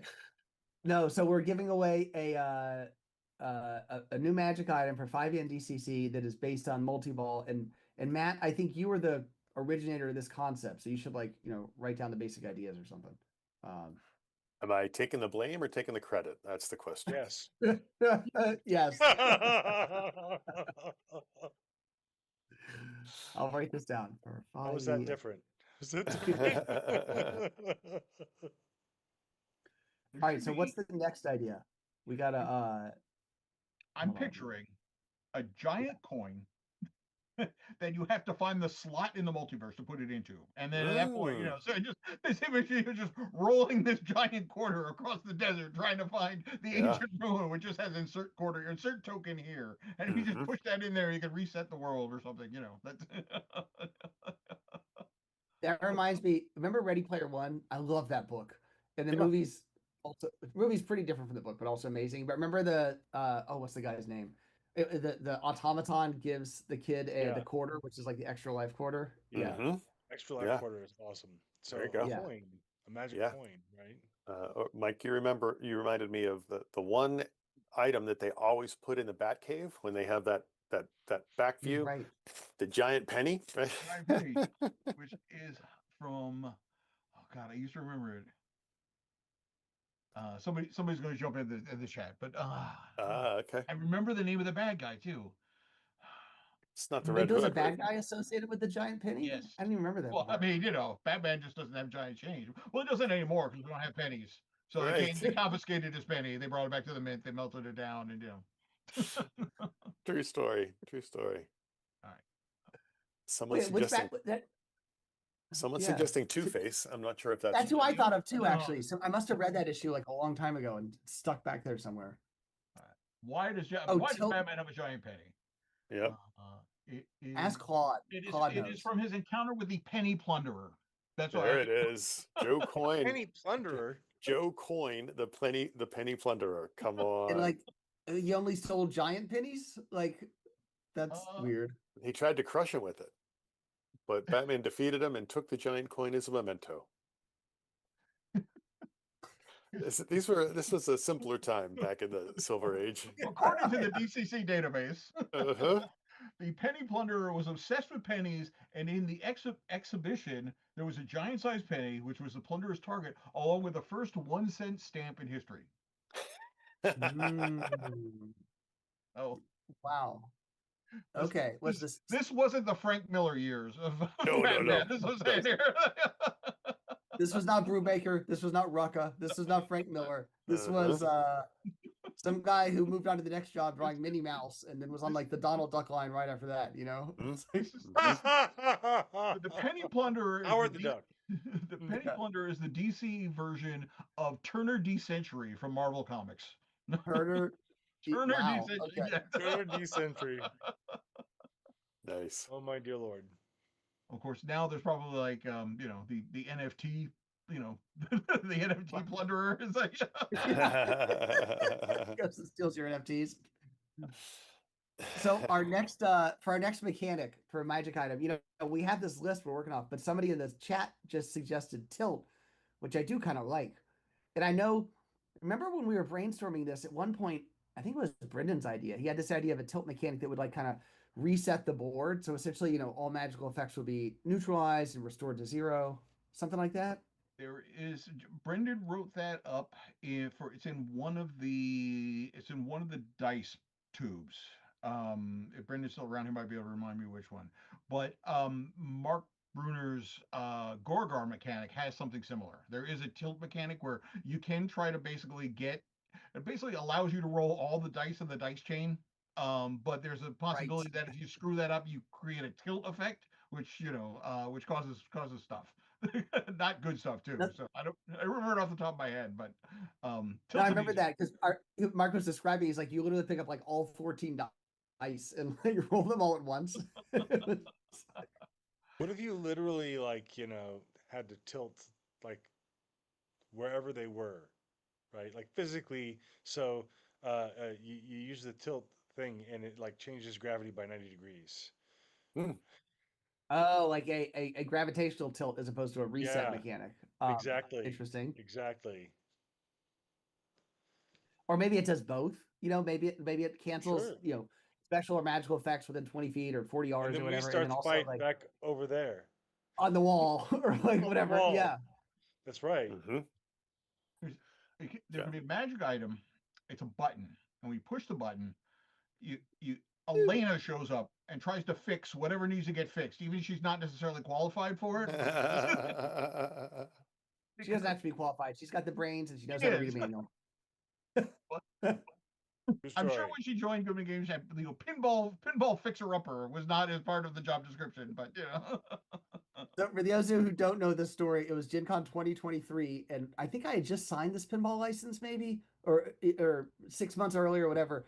And that's the Gen Con we brought pinball machines to. I think it was 23, maybe it was 24. No, it was 23, and we brought 3 pinball machines. Let's see, it was Swords of Fury, Gorgar, and Centaur, is I recall 2 out of the 3 worked. When you move these machines, they're really old, and all it takes is like that vibration of driving on the highway, and it sometimes shakes things loose. And when we got there, Elena says yeah. Centaur was broken, Gorgar was too loud, Swords of Fury was weird.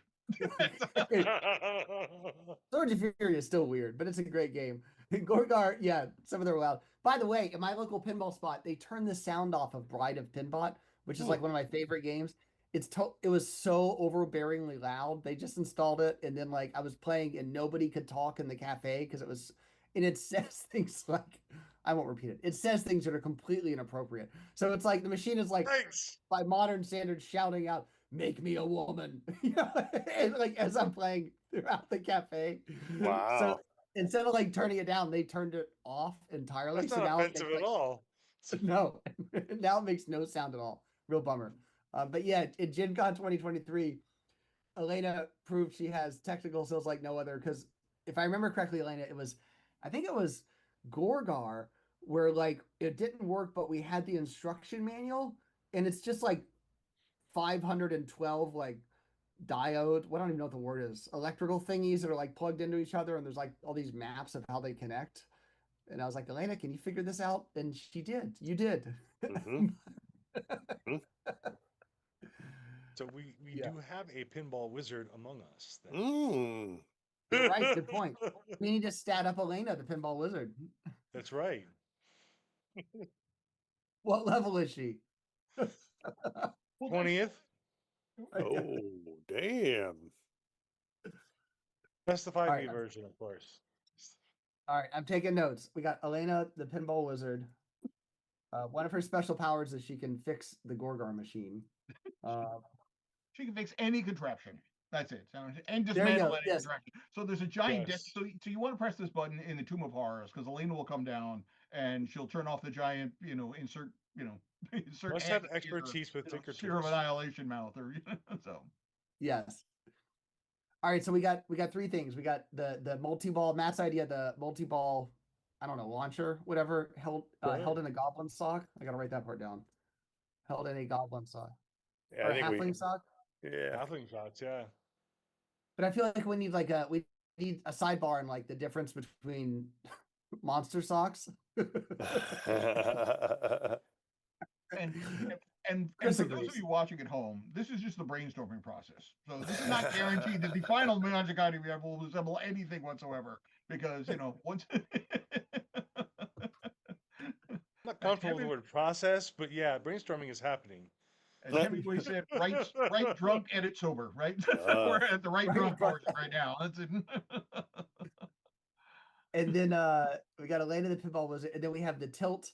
What's the tilt gonna be, Chris? Is like a wand, maybe? You point it and tilt, and it like, Sure, it could be a wand, or it could be a token of some kind, right? Because you were talking Okay. about the extra life part of it, right? And you hurl the token, and it like sticks to something, and then that's where the gravity happens. All right, I'm making And notes here. So it's that's like an also anti-magic where the field. effect springs from that like resets all the things. Okay, that resets all the things, and Right. then tilts gravity 90 degrees. Got it. Or it's just a wand that causes people to turn 90 degrees. That's it. Yeah. We're going back to the well here with Batman. It reminds me of the TV show with Adam West, right? Where they're climbing up the side of the building. Exactly. Which is really just the camera shift. Literally And just you tilt have the to go wizard's slow, tower on the too. side and then walk up the side and climb in, right? That's it. Yeah. That's right. It's like a wand that just makes you go left. You just make left turns. Right. And you think it's like 90 degrees, and you're just Two now rights my don't back make where I started. Two rights don't make a wrong, but 3 lefts make a right. There you go. I love that saying. It's like I tried that once in an adventure where we just said, okay, we're gonna turn left every time because that's the thing you have to do, right? And I don't know if it was built into the adventure this way or if the dungeon master just said, screw you guys, but we got hosed every time we turned left, 3 times in a row. After that, I said, screw that, no more turning left. So, and I remember my DM at that time, her name was Sarah, and she was just cackling at the other end of the table. Oh my word. glad you gave Sarah some entertainment value. All right. So we got some good magic items going here. And I think we kind of said maybe one magic item every 10 minutes or so. So we're kind of on track. Looks like we're about 30 minutes into OT mode. So we talked, what do we talk? Multi-ball, tilt, pinball wizard. Where should we go next? Or if you're watching this, you want to drop a suggestion in the audience. Pinball themes. Remember, they'll be statted for 5e or DCC, but pinball themes for magic items. We I have a good non-magic item. If you, falls under the category of extra life. I think that if your character dies and you give your DM $20, then you got an extra life. Pretty straightforward. don't sell yourself short, Matt. I mean, Oh, $100. really? I'm worth more than $200? 20. All right. Nice. I was thinking, and this is going to go way back, but the change dispensers, the guy who worked at the arcade used to have before they had the token machine. Oh, like on the belt? You mean the little thumb the thing belt. on your belt? Yeah. It's like it magically changes the denomination of money put into it. Like you fill it with copper pieces, it extends silver pieces, or That's vice versa. actually- Silver pieces yeah. become electrum or something, or you only use it 8 times a week or That's something. actually really cool. All of a sudden now I don't have to carry all that money. I can get the big token version, right? So it's like the money belt of coin transmutation. That's what I'm Yeah. writing down.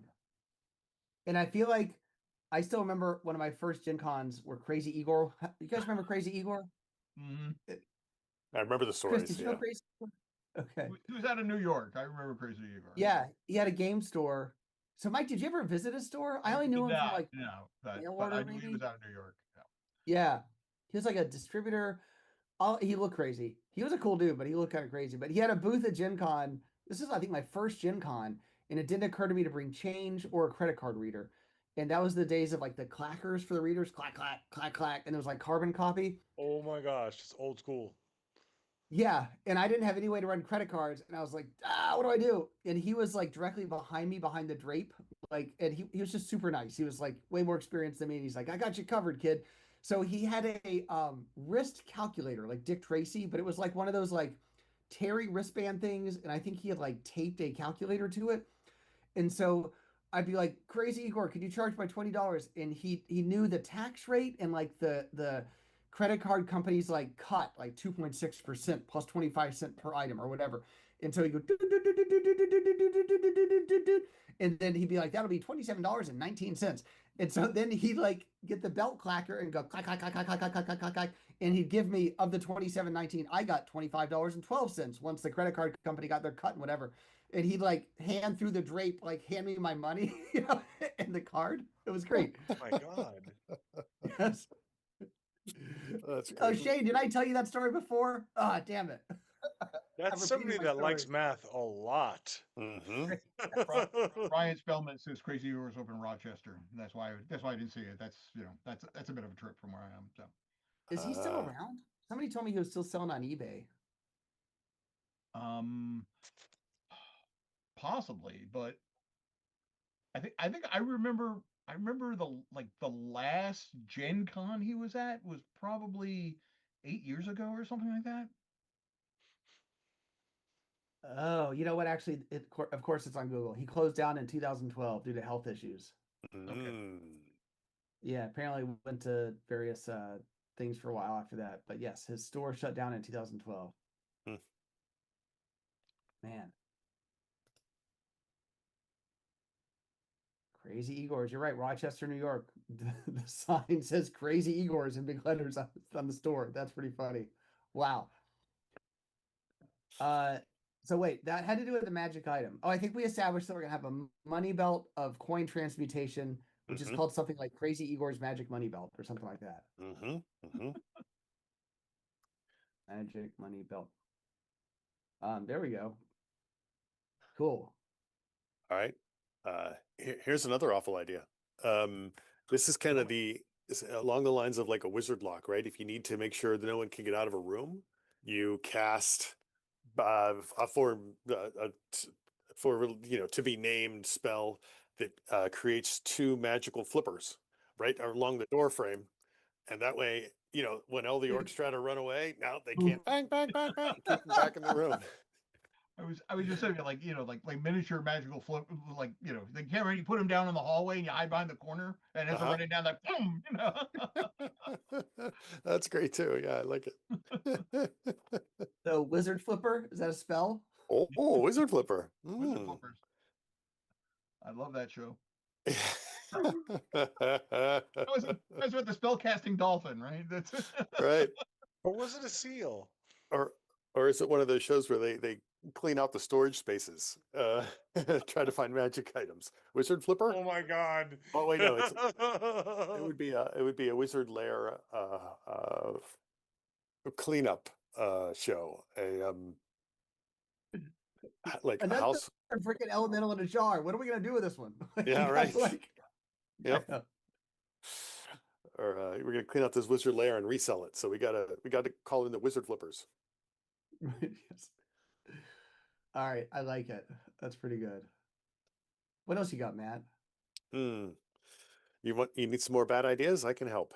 Um, Someone did say in the chat they had a portable hole, right? You know how some games your silver ball kind of disappears into this hole. Yeah, the drop Mhm. hole.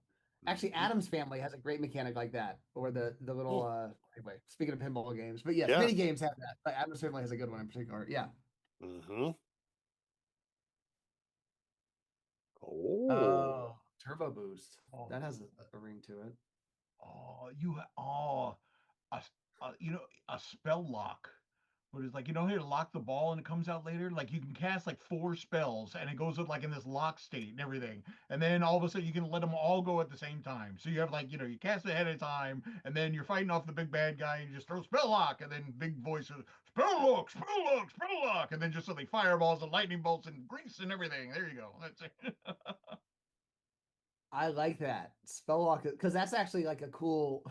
It's not just inspired by pinball, but that's actually a really cool mechanic. So the wizard prepares for battle by spellwalking, magic missile, fireball, web, and sleep or whatever. Then when he gets in there, he goes doo doo, and they all launch at once. That's pretty cool. That is cool. You have to make some sort of ability check, and the target number increases for each additional spell you put in there. So the concept is like, do we risk going? Like where do we stop on this? Yeah. 2 is safe. It's like, well, we get that fireball in there too, and then of course, when you fail it, then premature fireball. And then, Chris, what do you think? I can tell you're like, how would I fit this into 5D mechanics? I can like see the Oh, gears. I already know. I'm gonna put a note in chat so that I don't talk it out to the public just yet. But we'll talk about that later. I think it's a great idea. Personally, it's complicated, really complicated. So, but Spelllock would be perfect. You know, for That is cool. That could totally that works both like game wise and like thematically wise. That's great. Mm-hmm. Mm-hmm. And I gotta call attention to Brian from the chat who just said I got next. I can't tell you how many times I've heard that phrase. And remember when you line up your quarters and you knew the third one from the left was yours, and the next one over was that dude with the green shirt. Like you kept track of your quarters somehow in the back of your head with everything else going on. I love I got next. So what does that mean? Is that a magic quarter maybe? I got next? Where you I mean in real life the way well, that that's works a is coin of some kind, right? Yeah. So yeah. Yep. it wouldn't necessarily be a gold piece, but maybe a magic silver piece. Mm-hmm. I got next. Mm-hmm. And in the context of dungeon crawling, exploration, adventure, when would you ever really want to call dibs? Like or is it the reverse where it gets you out of situations? Like maybe you use it at your wizard's tower and I got next, it pulls you back there or something. It's like a reverse dibs or escape or something. Or it could just be it's like if you're in a fight, you're getting beat up, you just use that and like some guy comes in and takes the fight over for you. He's fresh. He's got like, next. Yeah, sorry, I got sorry, you handled it. Like, that's actually great. It summons like an astral warrior who takes your place for 1d6 rounds or something.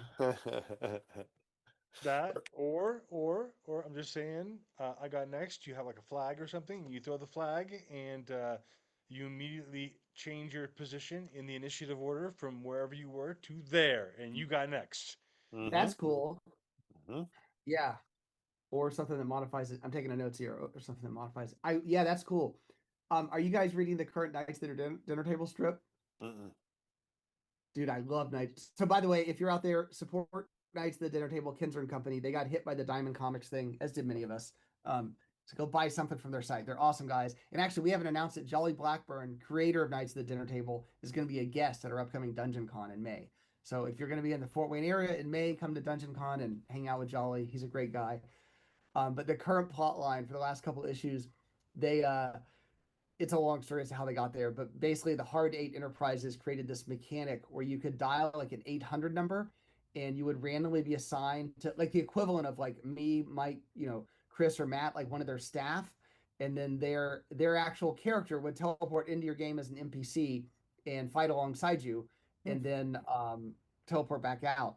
And then, but I think it was one of the interns at Hard Eight Enterprises leaked the call list. So like they were working shifts. So it'd be like Mike's on Fridays, Chris is on Saturdays. And so then everybody was calling during Gary Jackson's shift because they wanted Gary's character to fight with him. And he's like, why did I get like 19 calls, last night? It's supposed to be. Anyway, it's a great strip. It's still going. It's really funny. That's cool. It's not a magical item, but I think that going forward, all mega dungeons should just have a high score over the entrance, and then just keep track of how much gold you got out of there. Bing, bing, bing, bing, bing, bing, bing, bing, bing. Yeah, that's great. That's actually great. really funny. Yeah. What else would it track? Maybe the highest level or maybe the lowest level character to survive the dungeon. Like Mm-hmm. who's the most peasanty who actually made it out. High Mm-hmm. score dungeon. That's pretty funny. Is there ever like a reset? I mean that'd be kind of the tilt mechanic, I think. Is that what you mean? Or Like for any resetting the high pinball score? machine, do they ever set you back to the beginning? I mean, I guess tilt will sometimes just eat your ball and reset the game. That's Yeah. probably the closest I can think of. Yeah. Yeah.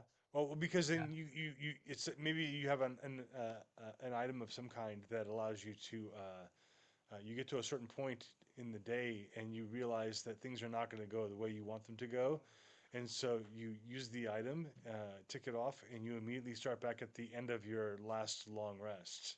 Mm-hmm. It's pretty cool. Oh, interesting. So it resets you back to is it like Yeah. a time travel or just erases everything that's It's- happened since then? Everything that happened before that point is basically erased, and you start over again. I mean, that could be ridiculously powerful because you could recover a dead character or like depending on what happened since that last rest. Yeah, yeah, it could be anything though. Yeah. That's Pretty neat. cool. I mean, Mm-hmm. Yeah, it's big, but I dig it. and by the way, we got 30 seconds left. So yeah, I know it's counting down. And it could be like Oh, a it little, just reset. could be a Somebody little reset my- figurine of a groundhog too. By the way, Yeah, right. just saying.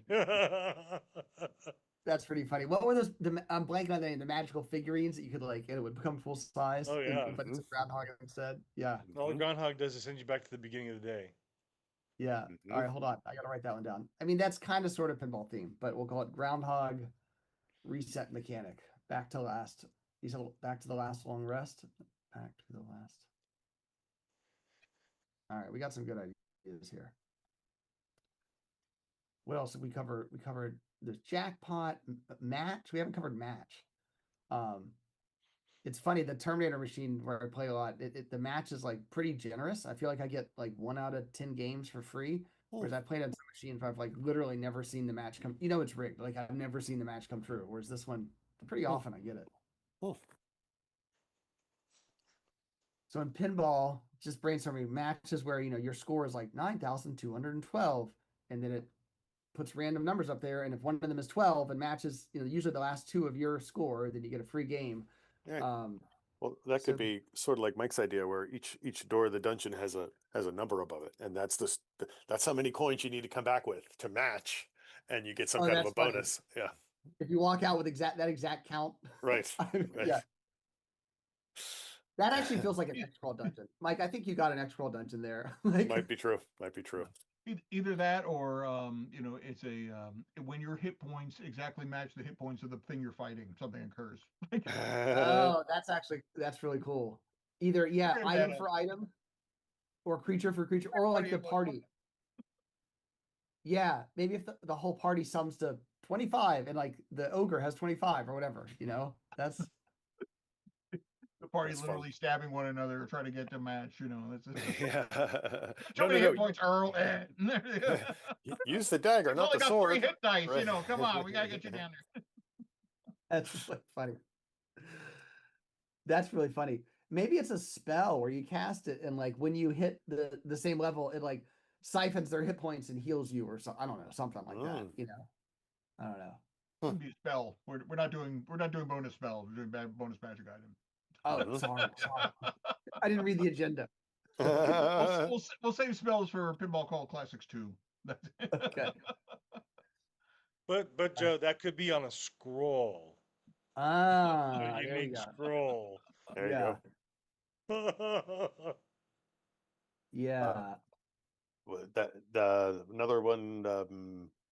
I don't know what kind of item this would be. Maybe this is another coin-based thing, but if you want to find an enemy that's invisible, you could put in your coin, and all of a sudden he lights up and goes bang, bang, bang, bang, bang, bang, bang. You can do that for Like anything. a Secret doors, lantern. traps. That's Yeah. There you go. Right? It's just like the flashing light spell. Right. It's like no, some of those games, it's like wow, like overwhelming flashing, like Yep. yeah, Playing when you get- music, sound effects. Yeah. yeah. Have we covered like a giant plunger just shoots your ass at high speed? Send the thief ahead. How far ahead?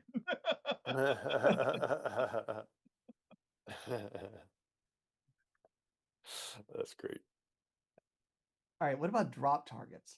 So, those are the little like I mean, they almost look like little tombstones, little like rectangular things that are standing up above the playing field. And then when you hit them, usually they drop and then they're gone as a target.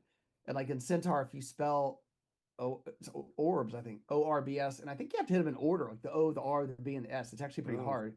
Then cool things happen. I don't know how to express that in gaming terms, though. You could it transforms transforms a monster into a target, and then if you kill that monster or knock him down or incapacitate it triggers an event. So you cast drop target on the ogre, and then once you take out the ogre, if you do it in the right timing, then like something happens. Oh yeah, but maybe you have to spell out. it's like it's like we need spell gold. orbs. Okay, we got to find a griffin. We have to find an ogre, a labia, and a dragon. And if we kill them all, we get an extra 1,000,000 gold pieces. That's in. That's cool. Yeah, there might be something there. That's not quite right, but I like the idea. Didn't say it was good something, but there's something there. Chris, you look like you're cogitating. What are you cogitating on? I was just trying to figure that item out. I was just trying to, yeah. Sorry, you're not all the way over here in the Northwest, so you can't smell the smoke coming out of my ears.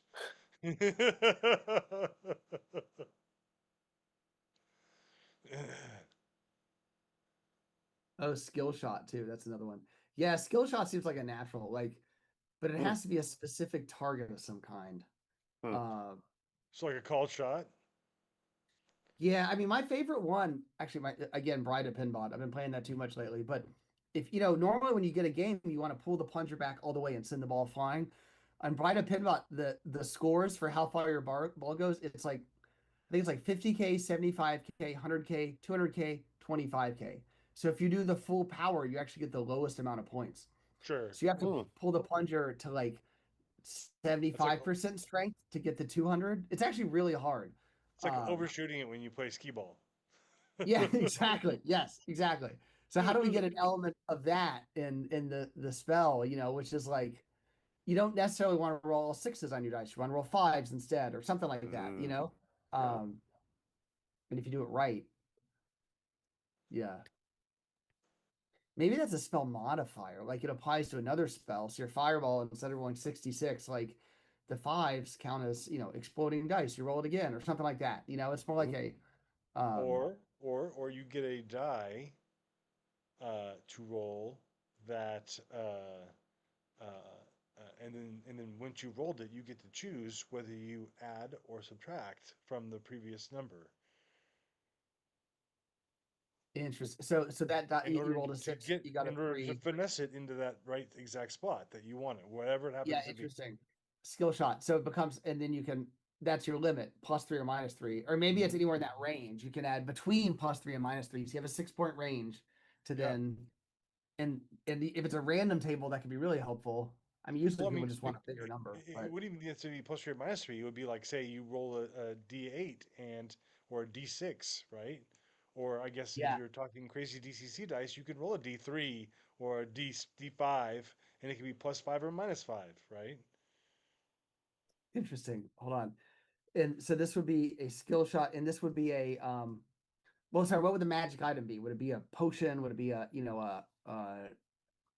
it sounds like a wondrous figurine or something. I think the item would be Yeah. like a charm that you would wear of some kind. Okay, yeah.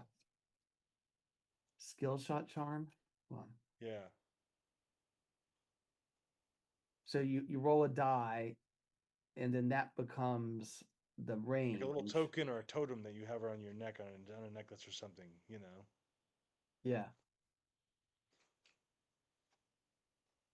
All right, I'm taking notes. Yeah, the skill shot charm or something like that. That could be cool. And by the way, if you're in the audience, some of us need to get lunch at some point, so we may have to pause this live stream. One-shot magical item, which is called Game Over. And as you use that, and it just ends the encounter. Like that, it's like, that's it. It's like it's done. It's like, like you have to leave the dungeon, you have to go home. Nobody gets resurrected. You don't get any treasure. But if you're really getting your butt handed to you, you're just like, all right, game over. Everybody go home. That's it. Like, it's like the arcade is closing. It's like, come back tomorrow. That's it. That's it. A little like bit the big comes out with a mop. button. Can't go. You gotta go home. That's it. You can't There's stay the here. dungeon shut down. There's no nothing moves around or anything. You just I got reset. Kiss tickets. I gotta go be somewhere. Sorry, that's the best part. I got Kiss tickets. Get the hell out of here, kid. I got Kiss tickets. I gotta shut this place down. I got another silver ball. This case, it's a potion. It's E. Kim's silver ball. Maybe it's a potion. I don't know. You drink the potion, and all of a sudden you're encased in this circular, silvery force field, and you just run forward like you're in a hamster trail, and you zip through the dungeon, and you just basically cream whatever you come in contact with. No, nothing, huh? All right, cool. Although the idea that the being inside the ball reminds me of what Brendan was talking about, and you have a magical cowboy hat you put on, just puts a sphere of fresh air around you at all times. Yeah, there you go. A bubble helmet, one of those classic bubble helmets. I mean, I love exactly. That It's it. Yeah, big enough so the 10-gallon hat is inside. So it's right. That's cool. Habit Trail Crawl Classics. That's hilarious. Shane's down. I mean, all right, cool. That might be like a monster or an enemy rather than a spell. Sure. Like the silver Trail Crawl Classics. No, the silver ball that like rolls over you. Like it's kind of like a Modron. It's a little bit like who the hell knows? Yeah, I'm with you. If you paint it white, do you end up in the village? Is that what's going on? It could also be a quickling trapped inside of a tire, right? I'm just saying.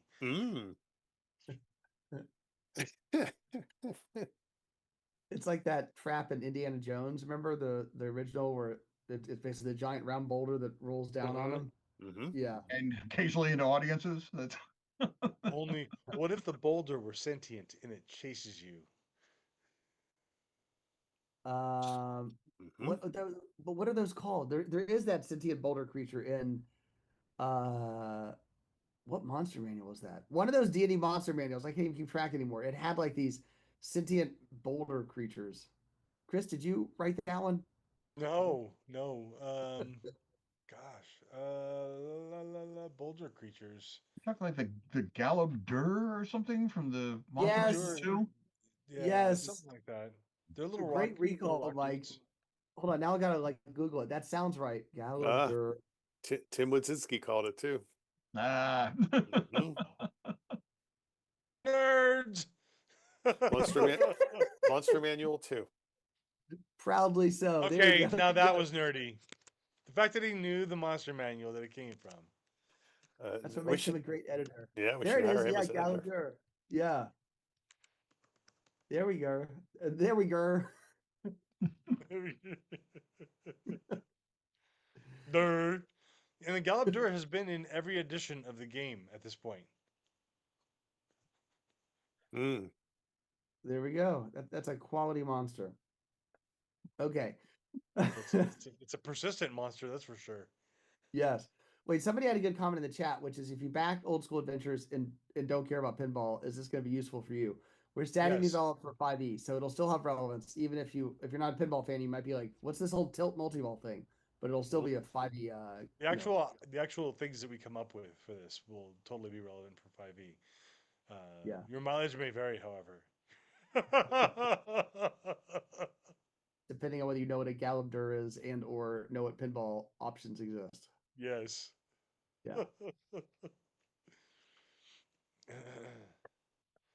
All right, so I think we here at Goodman Games, who've been streaming now for about 2 hours, might need to take a lunch break, and I think we're probably gonna keep watching the crowdfunding here and rooting it on, and maybe brainstorming some other stuff. And I have a feeling if it goes much longer, we might rejoin here in a little bit.